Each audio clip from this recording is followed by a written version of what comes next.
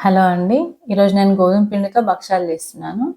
వాటి కోసం ఒక పావు కేజీ గోధుమ పిండి తీసుకున్నాను. అందులో 1 టేబుల్ స్పూన్ ఆయిల్, కొంచెం ఒక 4, 5 చిటికెల సాల్ట్ వేసినాను. ఇట్లా పట్టుకొని ఒక 4, 5 టైమ్స్ వేసుకోండి సరిపోతది. తక్కువ వేసుకోవాలి, సాల్ట్ ఎక్కువ వేయొద్దు. ఇప్పుడు ఈ పిండి, ఆయిల్, సాల్ట్ మంచిగా కలిసేటట్టు ఒకసారి కలిపేసుకోవాలి. కలిపిన తర్వాత కొంచెం కొంచెం వాటర్ వేసుకుంటూ పిండిని ముద్దలాగా చేసేసుకొని 1 అవర్ వరకు నాననియాలండి పిండిని. ఇట్లా నానబెట్టేసి పక్కన పెట్టేసుకోవాలి. ఇప్పుడు మనం ఒక కుక్కర్లో ఒక గ్లాస్ పప్పు తీసుకుంటున్నాను నేను. ఆ పప్పును ఒకసారి వాష్ చేసేసుకొని ఒక గ్లాస్ పప్పుకి ఒక గ్లాస్ వాటర్ వేసి నానబెట్టాలండి. ఒక హాఫ్ అన్ అవర్ నానాలి ఈ పప్పు. ఒక గ్లాస్కి ఒక గ్లాస్ వాటర్ వేస్తున్నాను. ఇప్పుడు కుక్కర్ మూత పెట్టేసి విజిల్ పెట్టేసి ఒక అరగంట పాటు పక్కన పెట్టేసేయండి. మనం ఫస్ట్ టైం పిండి కలిపి పెట్టుకున్నామంటే మనం ఇవన్నీ అయ్యేలోపు 1 అవర్ టైం సరిపోతుంది. అప్పటి వరకు పప్పు హాఫ్ అన్ అవర్ నానిన తర్వాత నేను 4 విజిల్స్ పెట్టినాను.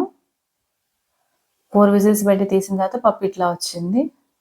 సరిపోతాయి మనకు 4 విజిల్స్. ఇప్పుడు దీన్ని జాలి గిన్నెలో వడగట్టేసుకోవాలి.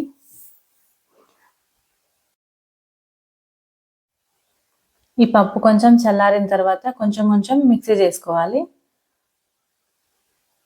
ఇట్లా మిక్సీ జార్లో వేసుకొని కొంచెం కొంచెం మిక్సీ పట్టుకోవాలి. చూడండి, ఇట్లా నేను మొత్తం మిక్సీ పట్టేసి పక్కన పెట్టినాను. ఇప్పుడు మనం ఒక పెద్ద గిన్నె తీసుకొని అందులో ఒక గ్లాస్ పప్పుకి ఒక గ్లాస్ బెల్లం వేసుకోవాలి. ఆ బెల్లంలో కొంచెం వాటర్ వేసి వేడి చేసుకోవాలండి బెల్లాన్ని. బెల్లం మొత్తం కరిగిపోయి ఒక పొంగు వచ్చేంత వరకు మరగనియాలి బెల్లాన్ని. ఎక్కువేం మరగొద్దు, బెల్లం కరిగేసి ఒక్క పొంగు వస్తే సరిపోతుంది బెల్లం.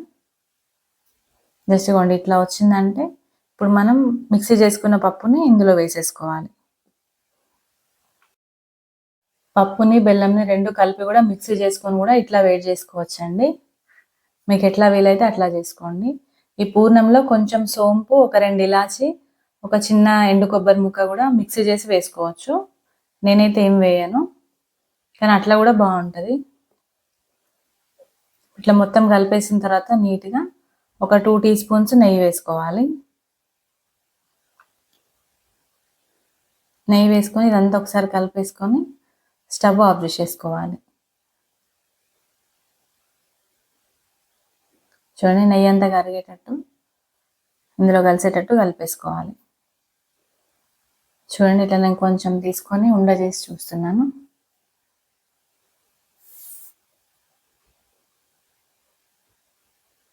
పూర్ణం కరెక్ట్గా వచ్చిందండి. చూడండి ఎంత బాగా వచ్చిందో. చూడండి, ఇట్లా పూర్ణం స్మూత్గా వచ్చేస్తుంది మనకి. ఇప్పుడు ఈ పూర్ణం మొత్తాన్ని చిన్న చిన్న బాల్స్ లాగా కట్టేసి పక్కన పెట్టుకోవాలి. మనకు చేసుకోవడం ఈజీ అవుతుంది అన్నమాట. ఇప్పుడు ఈ పిండి నానబెట్టినాం కదా, గోధుమ పిండి 1 అవర్ ముందు, ఇది కూడా ఒకసారి మంచిగా ముద్దలాగా మళ్ళీ ఒకసారి ప్రెస్ చేసుకొని అన్ని చిన్న చిన్న ఉండలు కట్టి పెట్టుకోవాలి.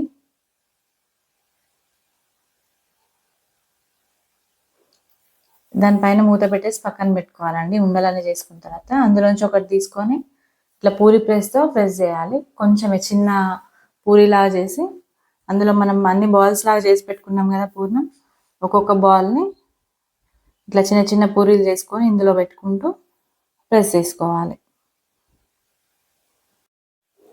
పూరి ప్రెస్తో చాలా ఈజీగా భక్షాలు చేసేసుకోవచ్చు అండి.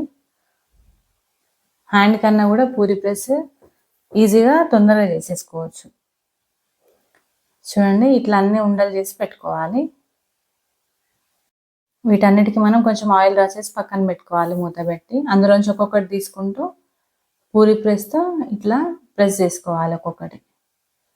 ఒక్కొక్కటి ప్రెస్ చేసుకుంటూ కాల్చుకోవాలి.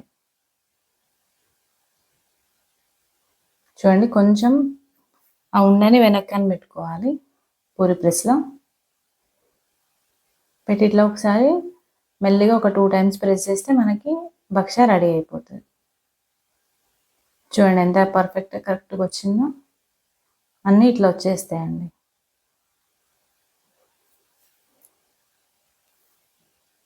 అన్నీ సేమ్ ఇట్లానే చిన్న చిన్న పూరి చేసుకుంటూ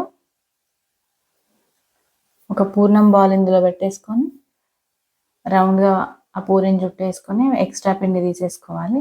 తీసి పూరి ప్రెస్తో ప్రెస్ చేసుకోవాలి. మనం చాలా అంటే చాలా ఈజీగా చేసుకోవచ్చు భక్ష్యాలు ప్రెస్తో. చూడండి ఇట్లా నీట్గా లోపల గ్యాప్స్ లేకుండా పిండిని కరెక్ట్గా దగ్గరికి పిండి లాగి ఇట్లా పెట్టుకోవాలి పూర్ణాన్ని. చూడండి ఇట్లా మెల్లిగా ప్రెస్ చేయాలి 2 times.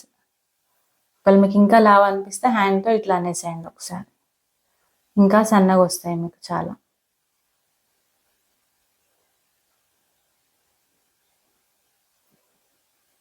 నేను మిక్సీ పట్టేటప్పుడు అప్పుడు అక్కడక్కడ కొంచెం పప్పులు ఉండిపోయినాయండి. అది ఒకసారి లేకుండా చూసుకోండి, అది నేను చూడలేదు. ఇప్పుడు నేను కొంచెం కొన్ని నెయ్యితో కొన్ని ఆయిల్తో భక్ష్యాలు కాలుస్తున్నాను. మీకు ఎట్లా కావాలంటే అట్లా చేసుకోండి, కానీ ఆయిల్తో కాల్చేసి నెయ్యితో తింటే బాగుంటాయి భక్ష్యాలు ఎప్పుడైనా.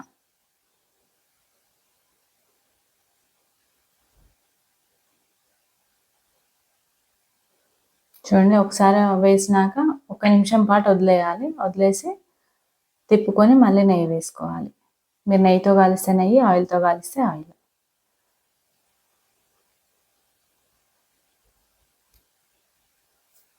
ఫ్లేమ్ మాత్రం మీడియంలోనే పెట్టాలండి, పెద్దగా పెట్టొద్దు. వీటికి పెద్ద టైం ఏం పట్టదు కాలడానికి, చాలా తక్కువ టైంలోనే అయిపోతాయి. కాబట్టి మీడియం ఫ్లేమ్లోనే పెట్టి ఇట్లా 2 sides తిప్పుకుంటూ నెయ్యి వేసుకుంటూ కాల్చుకోండి. చూడండి ఎంత పర్ఫెక్ట్గా వచ్చేసిందో భక్ష్యం. ఇప్పుడు ఒకటి మీకు ఆయిల్ కూడా వేసి కాల్చి చూపిస్తున్నాను. చూడండి ఒక 1 teaspoon ఆయిల్ వేసినాను. వేసి భక్ష్య వేసినాను. మళ్ళీ పైన కూడా ఆయిల్ వేసి తిప్పుతున్నాను. ఇట్లా 2 sides తిప్పుకుంటూ కాల్చుకోవాలి. చూడండి ఎంత బాగా వచ్చినాయి. నేను ఎప్పుడు గోధుమ పిండితోనే చేస్తాను అండి, మైదా అసలు వాడను. చూడండి ఇట్లా ఒకటి తర్వాత ఒకటి పెనం పైన వేసుకుంటూ కాల్చుకోవడమే.